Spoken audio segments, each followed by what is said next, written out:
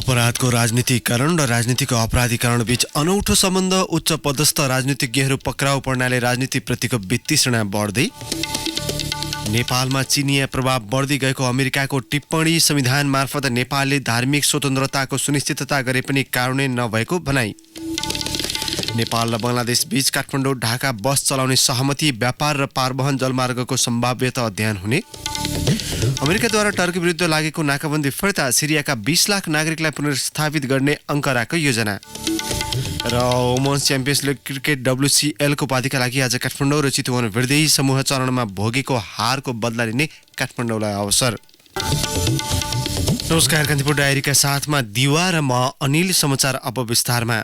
सुरुमा कान्तिपुर सविस्तार। कान्तिपुर सविस्तार। नेपालको हकमा अपराधको राजनीतिकरण र राजनीतिको अपराधीकरण बीच पछिल्लो समय अनौठो सम्बन्ध देखिएको छ। एकपछि अर्को उच्च पदस्थ राजनीतिज्ञहरू आफ्ना कुकृत्यका कारण धमाधम पक्राउ पर्न थालेका छन्। यसले समाजमा नकारात्मक असर त पुर्याउँछ नै, कालान्तरमा राजनीतिप्रतिको वितृष्णा समेत बढावा दिने जानकार बताउँछन्।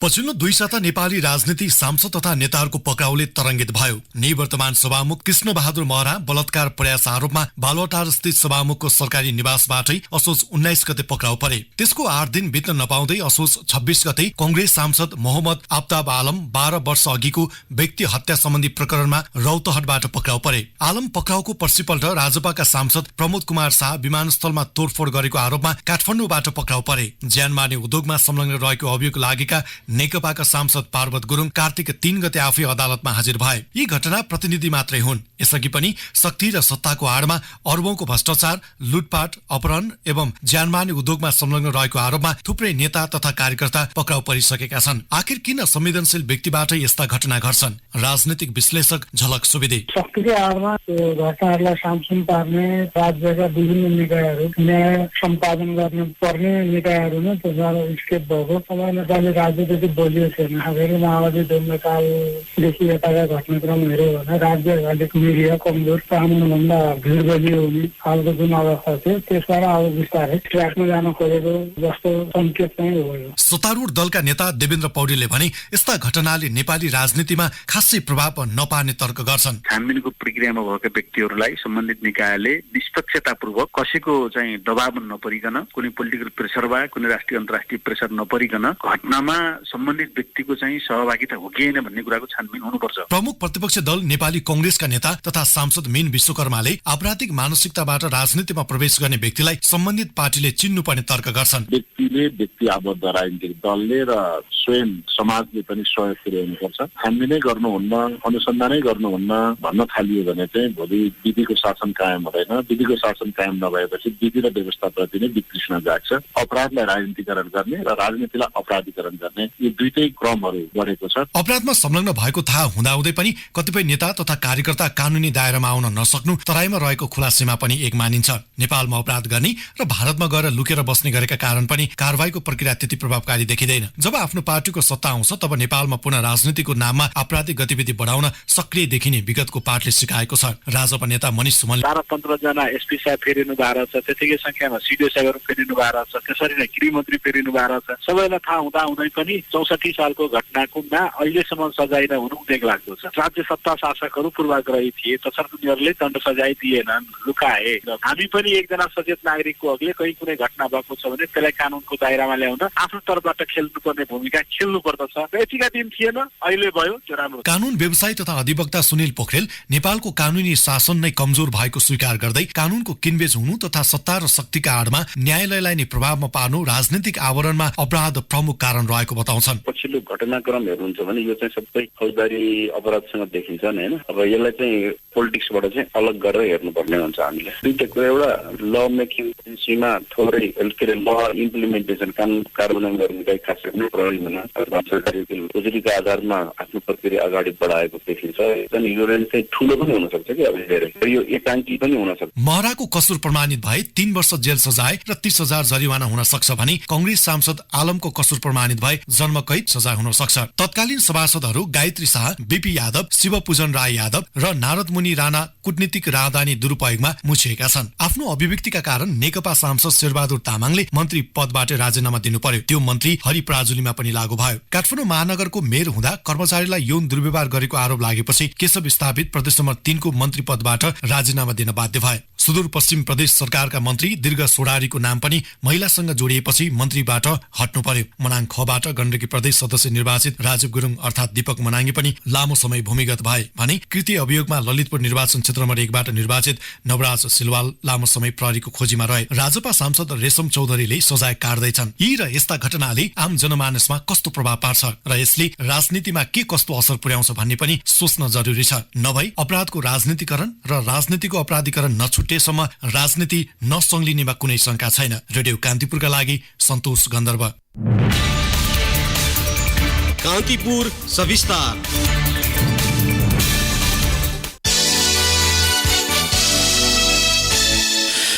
संयुक्त राज्य अमेरिकाले नेपालमा चिनिया प्रभाव बढ्दै गएको टिप्पणी गरेको छ। दक्षिण तथा मध्य एसिया मामिला सम्बन्धी अमेरिकी सहायक विदेश मन्त्री एलिस जी वेल्सले त्यहाँको एक संसदीय उपसमितिमा नेपाल सम्बन्धी ब्रिफिङ गर्ने क्रममा सो टिप्पणी गर्नुभएको हो। उपसमितिमा उहाँले भन्नुभयो, नेपालमा चिनिया प्रभाव बढ्दो छ, त्यसैले तिब्बती समुदायमाथि नेपाल सरकारको प्रतिबन्ध छ। सरकारले तिब्बती बौद्ध मार्गी समुदायलाई प्रतिबन्ध लगाउने क्रम पनि बढेको छ। दलाई लामाको जन्मोत्सव मनाउने सार्वजनिक समारोहमा रोक लगाइएको छ। चीनका राष्ट्रपति सी जिनपिङले नेपाल भ्रमण गरेको 10 दिनपछि अमेरिकी अधिकारीबाट यस्तो धारणा आएको हो।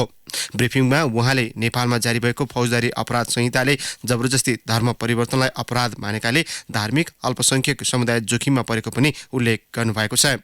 नेपालको संविधान र अन्तर्राष्ट्रिय प्रतिबद्धतामा धार्मिक स्वतन्त्रताको अधिकार सुनिश्चित गरिए पनि व्यवहारमा लागू हुन चुनौती रहेको उहाँको टिप्पणी छ। पछिल्लो पटक बन्न लागेका मिडिया कानूनबारे उहाँको टिप्पणी छ, नेपालले प्रेस स्वतन्त्रता र लोकतन्त्रका सिद्धान्तहरूको रक्षा गरेको भए पनि अनलाइन मिडियाहरू सम्बन्धी हालैका नियम र निर्देशनले प्रेस स्वतन्त्रतामाथि प्रतिबन्ध लगाउने आधार तयार गरेको छ। नागरिकको राजनीतिक अधिकार र जीवनस्तरमा भने सुधार भइरहेको भन्दै उहाँले प्रशंसा गर्नुभयो। प्रधानमन्त्री एवं नेकपा अध्यक्ष केपी शर्मा ओलीले आफूसँग पटक पटक गरेको सहमति कार्यान्वयनमा उदासीनता देखाएको भन्दै अर्का अध्यक्ष पुष्पकमल दाहालले पार्टीका अन्य नेताहरूसँग छलफल र भेटघाट बढाउनु भएको छ। पछिल्लो समय दाहालले प्रधानमन्त्री सहित नेकपाका शीर्ष नेताहरूलाई छुट्टा छुट्टै भेटेर आफूहरूबीच भएको सहमति कार्यान्वयनमा अग्रसर नभएको गुनासो गर्न थाल्नु भएको छ। अध्यक्ष दाहालको भनाई उद्धृत गर्दै उहाँ निकट एक नेताले भने, अब उहाँसँग फेरि अर्को लिखित सहमति गर्नुपर्ने बेला भएको छ। असहमतिका सबै विषयमा प्याकेजमै समझदारी गर्नुपर्छ भन्ने मेरो लाइन हो। ओलीजी सहमति कार्यान्वयनमा पनि अब अग्रसर हुनु भएन भने नयाँ ढङ्गले अघि बढ्नुपर्छ। अध्यक्ष दाहालले समझदारी गर्न खोजेको प्याकेजभित्र के पर्छन् त? स्रोत भन्छ, प्याकेजको 1 नम्बर बुँदा 2 अध्यक्षको जिम्मेवारी बाँडफाँड नै हो। नेपाली सैनिकले पक्राउ गरेपछि कुकुर लगाएर आफूमाथि बलात्कार गराएको भन्ने पीडित युवतीको बयानलाई गम्भीर रूपमा लिएको राष्ट्रिय मानवाधिकार आयोगले जनाएको छ। मानवाधिकार आयुक्त गोविन्द शर्मा पौडेलले यस किसिमको अपराध सोच्न पनि नसकिने उल्लेख गर्दै घटनाबारे अनुसन्धान हुनुपर्ने बताउनुभयो। उहाँले भन्नुभयो, यो जघन्य अपराध हो भने वर्षौंपछि बाहिर आएको भए पनि पीडितको भगाइलाई पहिलेका कुरा भनेर बिर्सन सकिँदैन। पीडितको सो खुलासाले सशस्त्र द्वन्द्वकालमा सेनाले युद्ध बन्दीलाई यातना दिन पाशविक बलात्कारको प्रणालीबद्ध अभ्यास गर्थ्यो भन्ने सुराग मिलेकाले सत्य तथ्य पत्ता लगाउन जरुरी भएको पौडेलले बताउनुभयो। द्वन्द्व पीडित साझा चौतारीले सशस्त्र द्वन्द्वका बेला भएका मानवाधिकार उल्लङ्घनका घटनाबाट पीडित भएका मानिसको सत्यको बयान लिने क्रममा सोमबार दाङको घोराहीमा ती युवतीले आफू 2058 मङ्सिरमा सैनिकबाट पक्राउ परेपछि बर्दियाको जङ्गल छेउको खेतमा निर्वस्त्र पारेर 2 कुकुरबाट बलात्कार गराइएको बताएकी थिइन्। प्रधानमन्त्री केपी शर्मा ओलीले नयाँ संविधान जारी भएपछि नेपालले अन्तर्राष्ट्रिय जगतबाट गोल्डन अवार्ड स्मरण सम्मान पाउने काम गरेको बताउनुभयो। सर्बियाको राजधानी बेलग्रेडमा हालै आयोजित अन्तर्व्यवस्थापिका सङ्घ आइपियुको सम्मेलनमा नेपालले पाएको फ्युचर पोलिसी सिल्भर अवार्ड हिजो राष्ट्रिय सभाका अध्यक्ष गणेश तिमिल्सनाबाट ग्रहण गर्दै ओलीले भन्नुभयो, समानुपातिक सहभागिता, महिला सशक्तिकरण र सहभागिताको समाजीकरणको क्षेत्रमा सिल्भर मात्र होइन गोल्डन अवार्ड पाउने काम गरेका छौं, तर हामीले विश्वको ध्यान खिच्न सकेका छैनौं। यसैबीच प्रधानमन्त्री केपी शर्मा ओलीले राष्ट्रिय गौरवका 22 आयोजना मध्ये 7वटा आयोजनाको निर्माण निर्धारित समय अघि नै सक्न निर्देशन दिनुभएको छ। सिंहदरबार स्थित प्रधानमन्त्री तथा मन्त्री परिषदको कार्यालयको एक्सन रुमबाट आयोजना स्थलको प्रत्यक्ष जानकारी लिँदै ओलीले हिजो आयोजना प्रमुखहरूलाई यस्तो निर्देशन दिनुभएको हो। उहाँले एक्सन रुमबाटै आयोजनाहरूको अवलोकन समेत गर्नुभयो। कान्तिपुर डायरीमा अब ब्रेकको पालो। कान्तिपुर डायरीमा अब बाँकी प्रसङ्ग। कांग्रेसले उपनिर्वाचनका लागि उम्मेद्वार छनौट गर्न छलफल सुरु गरेको छ। सभापति शेरबहादुर देउबाको बुढा नीलकण्ठ स्थित निवासमा हिजो बसेको पदाधिकारी बैठकमा प्रतिनिधि सभा र प्रदेश सभाका उम्मेद्वारको मापदण्ड तथा आकांक्षीका सबल र कमजोर पक्षका विषयमा छलफल सुरु भएको हो। स्थानीय तहका उम्मेद्वारको हकमा भने तल्ला निकायले निर्णय गर्ने भएका छन्। यसैबीच प्रतिनिधि सभा सदस्य उपनिर्वाचनका लागि कास्की 2 मा कांग्रेसका तर्फबाट उम्मेद्वार बन्न चाहनेले पार्टीलाई 10,000 रुपियाँ बुझाएका छन्।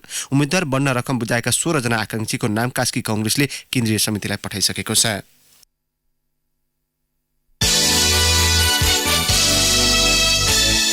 हिमाली क्षेत्रमा पछिल्लो पटक गरिएका अध्ययनहरूले हिमाल र हिम नदी पग्लिने क्रम बढेको देखाएको छ। नेपालका पूर्वदेखि पश्चिमसम्मकै हिम नदीहरूको पग्लिने गति बढिरहेको अनुसन्धानकर्ताको निष्कर्ष छ। लाङटाङका हिम नदीबारे 10 वर्षदेखि अनुसन्धान गर्दै आएका नेदरल्यान्ड्सको उत्रेच विश्वविद्यालयका वाल्टर डब्ल्यू इमर्जेलले भन्नुभयो, लाङटाङ हिम नदीको सतह वार्षिक झण्डै 1 मिटरले घटिरहेको छ। सन् 2013 देखि प्रत्येक वर्ष 1 मिटरको दरले घट्नु भनेको हिमाली क्षेत्र र तल्लो तटीय क्षेत्रका लागि गम्भीर हो। हिमालयमा जम्मा भएको हिउँ बिस्तारै होचो सतहतर्फ सरेर बगेकालाई हिम नदी भनिन्छ। हिम नदीको बहाव अन्य नदीको जस्तो तीव्र नभई सुस्त हुन्छ। हिउँ र हिम नदी पग्लिएर बनेको ताल हिमताल हुन्। वर्षौंदेखि जमेर बसेका हिम नदीको पग्लिने गति बढ्दै तल्लो तटीय क्षेत्रमा कालान्तरमा स्वच्छ पिउने पानीको सङ्कट निम्तिन सक्ने चेतावनी उहाँले दिनुभयो। इमर्जेलको विश्लेषण छ, हिउँ र हिम नदीको हिमाली क्षेत्रमा बस्ने मानिसको जनजीवनमा महत्त्वपूर्ण भूमिका रहेको हुन्छ। विश्वको तापक्रम 1.5 डिग्री भन्दा बढ्न नदिँदा पनि एसियाको उच्च हिमाली क्षेत्रमा 2.1 डिग्रीले तापक्रम बढ्ने देखिन्छ। अन्तर्राष्ट्रिय एकीकृत पर्वतीय विकास केन्द्र एसिमोडले the Hindu Kush Himalaya estimate mountain climate change sustainability and people नामको वैज्ञानिक प्रतिवेदन सार्वजनिक गर्दै शताब्दीको अन्त्यसम्म विश्वको तापक्रम 1.5 डिग्री कायम हुँदा 36% हिउँ पग्लिने र अहिलेकै अवस्थामा कार्बन उत्सर्जन हुने हो भने 64% हिउँ पग्लिने चेतावनी दिएको छ। चिकित्सा शिक्षा ऐनको प्रावधान अनुसार सार्वजनिक मेडिकल कलेजमा पढ्ने विद्यार्थीलाई छात्रवृत्ति उपलब्ध गराउने व्यवस्था खुम्चाइएको छ। शिक्षा विज्ञान तथा प्रविधि मन्त्रालयले ऐनको प्रावधान विपरीत हिजो 75% छात्रवृत्तिका लागि आवेदन दिन सार्वजनिक सूचना प्रकाशित गरेको छ। सूचनामा 75% छात्रवृत्ति पाउने शिक्षण संस्था 3वटा मात्र छन्।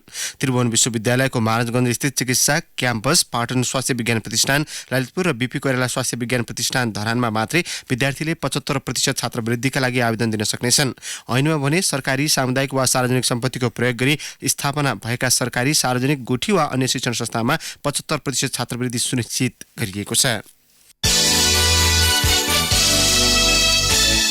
बैतडीको दशरथ चन्द 9 ग्वालेकमा सोमबार एक्सकाभेटरको बकेटले महिलालाई हिर्काइएको विषयमा छानबिन गर्न जिल्ला प्रशासन कार्यालयले समिति गठन गरेको छ। सबै पक्षसँगको बैठकपछि घटनाको वास्तविकता पत्ता लगाउन छानबिन समिति गठन गरिएको हो। सहायक प्रमुख जिल्ला अधिकारी लोकेन्द्र सिंह नेगीको संयोजकत्वमा बनेको समितिमा प्रहरी निरीक्षक, नगरपालिका र पूर्वाधार कार्यालयका इन्जिनियर तथा 1 जना अनुसन्धान गर्ने निकायका प्रतिनिधि सदस्य रहेको प्रमुख जिल्ला अधिकारी आनन्द पौडेलले जानकारी दिनुभयो। काठमाडौँ र ललितपुरमा एक सातादेखि रगतको अभाव भएको छ। दशैंसम्म स्टक भएकाले अभाव नभए पनि पछिल्लो एक सातादेखि माग अनुसार रक्तदान नहुँदा समस्या हुन थालेको केन्द्रीय रक्त सञ्चार केन्द्रले जानकारी दिएको छ। रेडक्रसको केन्द्रीय रक्त सञ्चार सेवाले विभिन्न सङ्घ संस्था र दाताहरूलाई रक्तदान गर्न आह्वान गरेको छ। कान्तिपुर डायरीमा पुनः ब्रेकको पालो।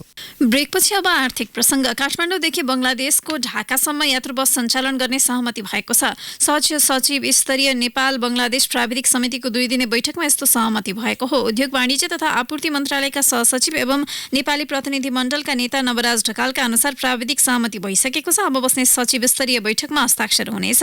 ढकालले भन्नुभयो, यात्रुवाहक बस सह सञ्चालनका लागि आवश्यक व्यवस्था गर्ने सहमति भएको छ। प्राविधिक विषयको टुङ्गो पनि लगायौँ। सचिव स्तरीय बैठकमा हस्ताक्षर हुनेछ। उहाँका अनुसार व्यापार र पारवहन जलमार्गको सम्भाव्यता अध्ययन गर्ने पनि सहमति भएको छ। विकास सम्भव छ, मजबुत निर्माणले मजबुत निर्माण बन्छ। अम्बे स्टिल्सले अम्बे स्टिल्स जे बन्छ दिगो बन्छ। ऊर्जा मन्त्रालयले माथिल्लो अरुण अर्ध जलाशययुक्त आयोजनाको लाइसेन्स नेपाल विद्युत प्राधिकरणलाई दिएको छ। संघीय सभामा निर्माण हुने आयोजनाको सर्वेक्षण अनुमति पत्र केही दिनअघि जारी भएको नेपाल विद्युत प्राधिकरणले जनाएको छ।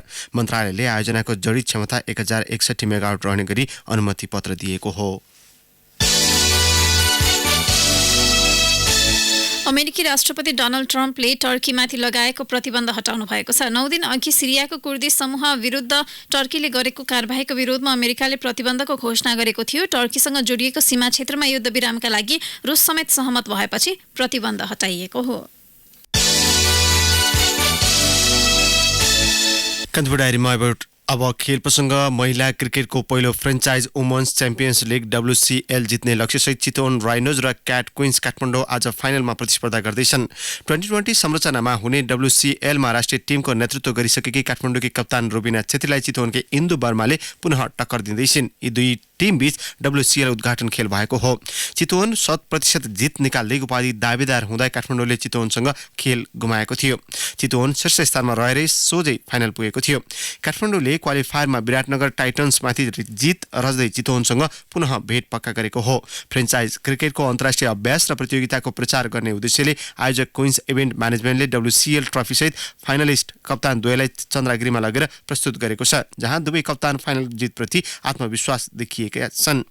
चितवनकी इन्दुले जित यात्रा उपाधिसहित टुङ्ग्याउने योजना सुनाइन्। काठमाडौँकी रुबिनाले सुरुवाती हारबाट पाठ सिक्दै सुखद अन्त्य गर्ने बताएकी छन्।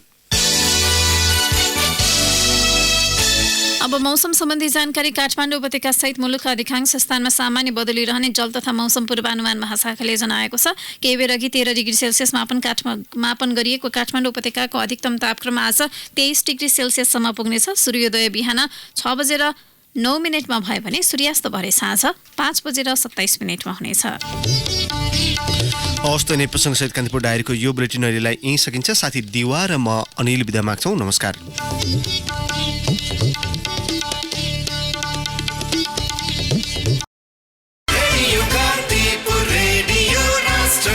सूचना र मनोरञ्जनको संवाहक रेडियो राष्ट्रको रेडियो कान्तिपुर।